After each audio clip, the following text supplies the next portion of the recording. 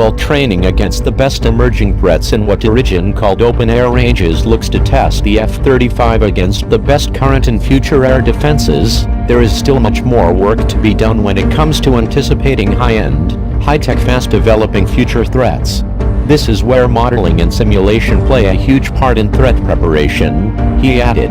The place where we have to have the most agility is really in the modeling and simulation environment. If you think about our open-air ranges, we try to build these ranges that have these threats that we expect to be fighting.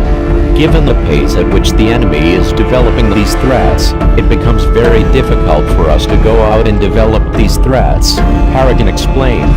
The Air Force plans to bring a representation of next-generation threats and weapons to its first weapons school class in 2018. In a simulated environment, F-22s from Langley AFB in Virginia could train for combat scenarios with an F-35 at Nellis AFB, Nevada, he said.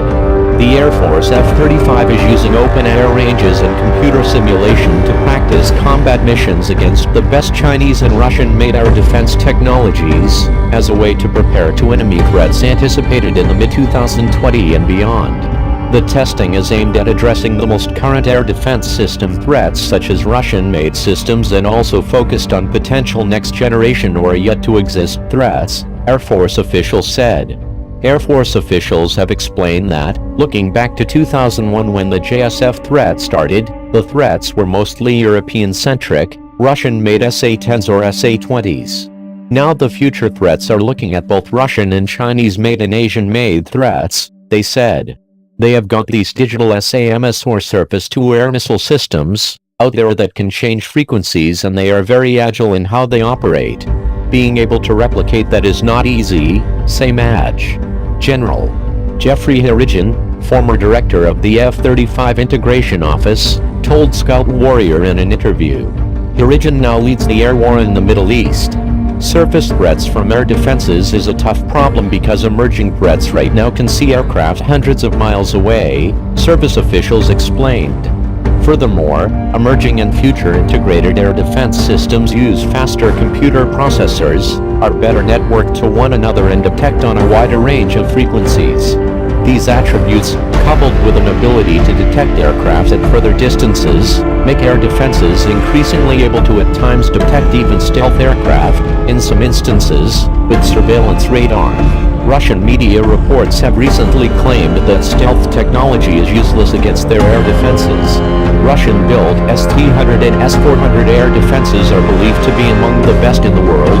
In addition, the National Interest has reported that Russia is now working on an S-500 system able to destroy even stealthy targets at distances up to 125 miles. While the Air Force aims to prepare for the unlikely contingency of a potential engagement with near-peer rivals such as Russia or China, Harrigian explained that there is much more concern about having to confront an adversary which has purchased air defense technology from the Russians or Chinese. Harrigian emphasized that, while there is no particular conflict expected with any given specific country, the service wants to be ready for any contingency. Harrigian explained that the F-35 is engineered with what developers call open architecture, meaning it is designed to quickly integrate new weapons, software and avionics technology as new threats emerge. One of the key reasons we bought this airplane is because the threats continue to evolve. We have to be survivable in this threat environment that has continued to develop capabilities where they can deny us access to specific objectives that we may want to achieve. This airplane gives us the ability to penetrate, deliver weapons and then share that information across the formation that it is operating in, Harrigian explained.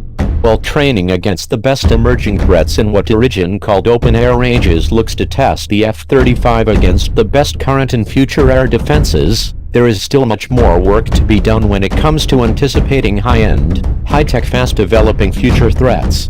This is where modeling and simulation play a huge part in threat preparation, he added. The place where we have to have the most agility is really in the modeling and simulation environment. If you think about our open air ranges, we try to build these ranges that have these threats that we expect to be fighting. Given the pace at which the enemy is developing these threats, it becomes very difficult for us to go out and develop these threats, Harrigian explained.